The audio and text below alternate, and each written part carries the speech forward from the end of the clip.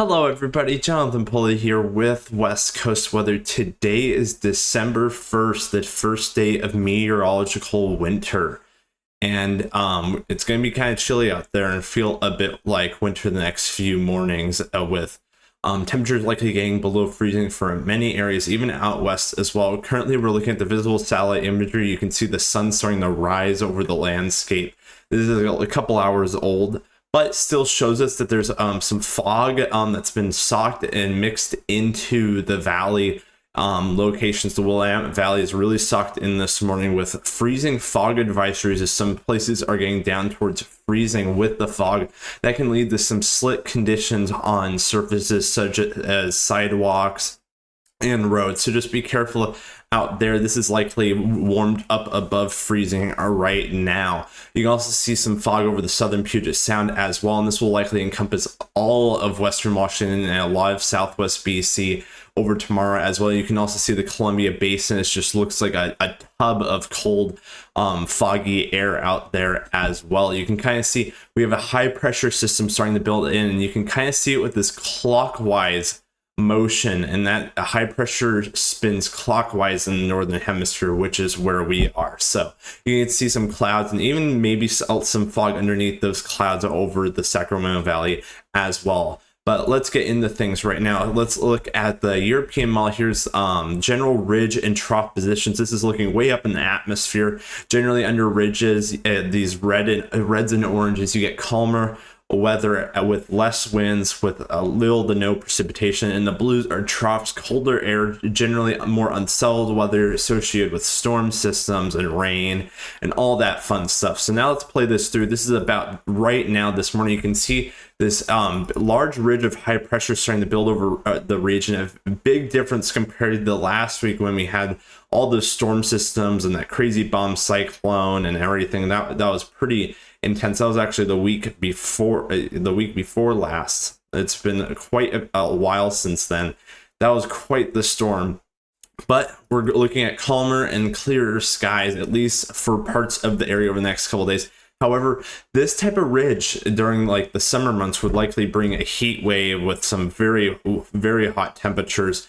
But this time of the year, it leads to, we have naturally colder air near the surface, and this leads to the warmer air being trapped above the colder air at the surface, and this leads to a temperature inversion, because under these ridges of high pressure, there's not a lot of movement of air and stuff, and that leads to fog forming and the temperatures not really being mixed out, and that allows for those cold temperatures near the surface to drop down towards freezing and below freezing for areas. And look at this ridge kind of lasts all the way through the week before kind of weakening. This a weak system that's showing up on models coming in the area later on Thursday and the Friday looks to bring some light precipitation to the area, ending the dry streak. But it doesn't look to be that way for long, with another weak ridge kind of building in, with maybe another weak system later next weekend. But the ridge quickly builds back in even stronger on the last night's European model run. And the GFS also shows something similar, but there's a lot of variation in how far south some of these systems make, because this ridge will lead to most of the storm systems kind of going north over the ridge, and that's where the jet stream will be gliding over the ridge and down into the troughs on the east coast. So just how far south these systems make will determine how much precipitation we will get. Now looking at the European model on the left and the GFS on the right, you can see Washington, Oregon, California, and British Columbia right here. And as we play this through, you can kind of see the storm systems well to our north up towards Haida and northern BC coast, as well, and the southeastern Alaska coastline. And you can see as we go all the way through Tuesday and the Wednesday, no precipitation for us. But look at we start going into Thursday, you can kind of see this light precipitation moving through. It's a very weak system. But you can see on the GFS over here actually has basically an atmospheric river that lasts most of Thursday all the way into Friday, continuing all the way through Friday evening, continuing in the early Saturday morning as well. That would bring a lot more precipitation to the area and would likely end our dry streak of the last week with quite a bit of rain, especially for some of the mountain locations, likely several inches with an event like this. However, the European model generally maybe an inch or two for the mountains, and likely a lot less than that for some of the lowland area. So definitely keep watching on this, but it looks like for sure we'll start getting some rain later on Thursday into Friday. Just how much is to be determined at this point. Looking at the visibility in miles on the European Mall, this is showing us where likely places of fog will be forming according to the European Mall. You can see this morning, generally the thickest fog, I don't know why it was showing all this fog up north into the mountains and stuff. I think that was an error, but you can kind of see the heaviest fog as we saw on the satellite a few minutes ago. You can see that just over the southern Puget Sound and the Willamette Valley, but over the next couple days, this fog will likely form even up to north up towards the Strait of Georgia and San Juan Islands, Whidbey Island area as well. So as we play this out, we can see that the fog kind of mostly burns off for all areas later today. But look, as we go into Monday, the fog is likely going to be thicker, and it's going to be over much of the Salish Sea, all the way up to the Strait of Georgia, up towards Vancouver Island, the Nanaimo area up here, all San Juan Islands, Bellingham, Seattle, the Willamette Valley again, and the Columbia Basin out there as well. And you can see some of this actually remains, some clouds remain as we go through on later Monday afternoon. Some malls actually show this lasting all the way through Monday evening before reforming again that evening, which would be a very foggy day for a lot of areas. But there's also going to be the potential for freezing fog each of the next few mornings as temperatures get down towards freezing and below freezing. And I'll show you that here in a second with the surface temperatures. You can see fog built in once again on Tuesday morning. Still shows it burning off that afternoon on the European Mall. You can see it builds in once again on Wednesday before finally going away on later on Thursday morning as this next weather system. You can see this visibility dropping down towards about 2 miles. This is actually from precipitation and cloud cover moving and reducing that visibility instead of fog. And these weather systems will likely mix the air out and lead to fog the stop forming for much of the area as we go through later this coming week. Now looking at 2-meter temperatures on the NAM 3KM, the North American model, you can see it did pretty well this morning, showing the temperatures down below freezing in the low 30s and even the upper 20s for the southern Puget Sound. You can see, though, it shows on Whidbey Island 41. It's kind of hard to see there. But NAS Whidbey actually recorded a temperature of 35 degrees. And how models work is that they basically are a bunch of tiny little square grids that are all put together. And the NAM 3KM actually has 3-kilometer grids, which is just over a mile. And some places on Whidbey Island, some of these islands are less than a mile wide. So you'll get these areas where the warmer temperatures near the Puget Sound water, which is about in the middle, the upper 40s right now, will mix in the temperatures over the land, and this will cause Arrhenius values to show up that are warmer than they actually are.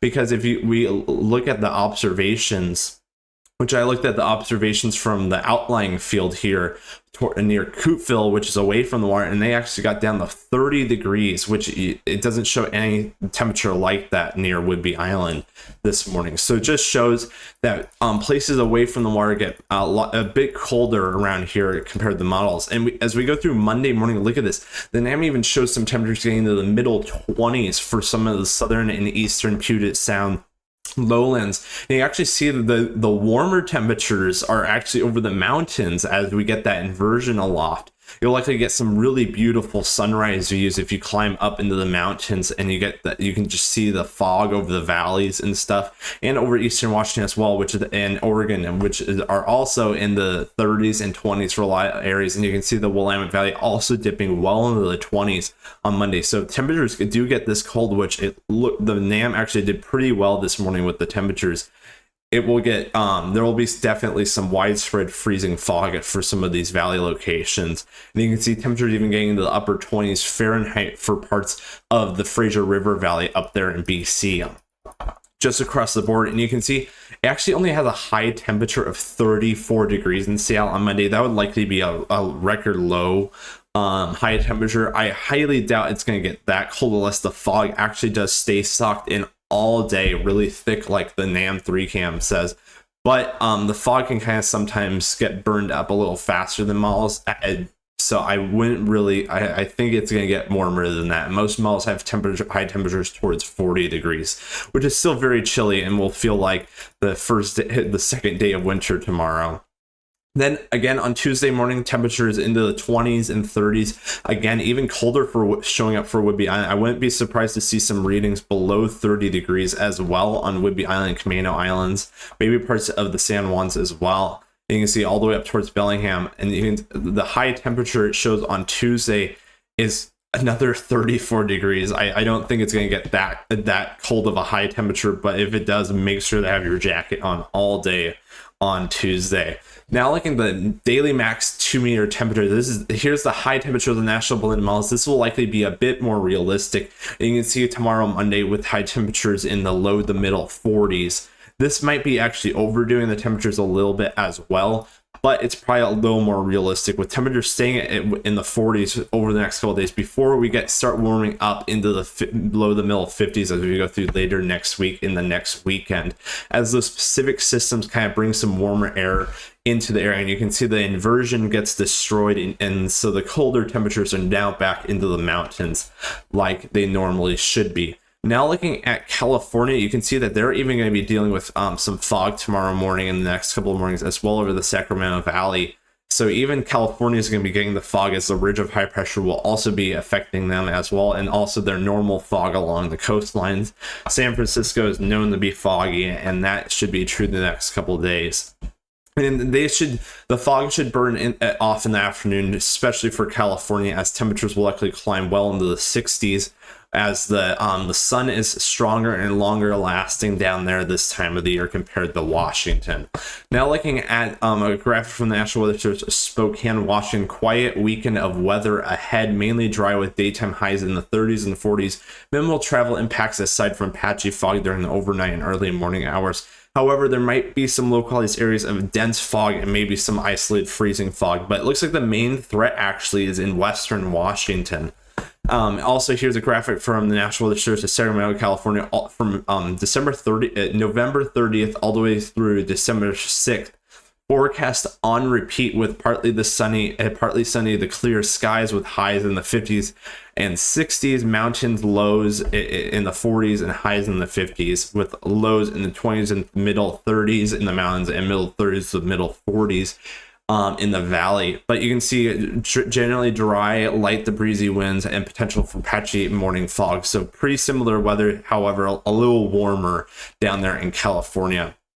Now looking at the 6 to 10 day temperature outlook, this is for December 6th through the 10th, generally above normal temperatures as we go through later next week, as some of the specific systems bring in some of that milder Pacific air and washes out that temperature inversion over the region. However, maybe some areas in eastern Washington, the colder air will likely get sucked in a bit longer, as it's kind of a bathtub of cold air. It takes a while to mix that out east, but should be pretty easy out west in the Willamette Valley and the Puget Sound areas. But as we go to the 6 to 10 day temperature precipitation outlook for the same time period, you can see generally below average precipitation for much of the west coast, except for parts of northern Washington, with generally near normal precipitation expected, as some of those systems bring in some of that rain and moisture into the area, varying amounts depending on what models you look at, but generally near normal precipitation is expected for some of those northern areas. Now looking at the 8th to 14 day precipitation outlook, showing below average precipitation for California as well, and generally near normal precipitation as well. Some of those systems might be continuing to occasionally impact parts of the Pacific Northwest, but a lot of times this will and can change this far out, and models kind of show a slightly more active period as we go towards the middle of December, but generally we look to be pretty inactive compared to much of November. So for those that want to break from the weather, this is your time. This is your time to get all your activities done. But for those that want snow as we go in the winter time, we're probably gonna have to wait till later in the December, maybe even January. But that's still too far out to look. But generally the last few years we mostly have to wait until January or February for a good snow event, but I'm going to be keeping an eye on that, and I'll update you guys if I see anything like that. So I hope everybody's having a great day. Take care, God bless, and have a great rest of your weekend. I'll talk to everybody in the next forecast video.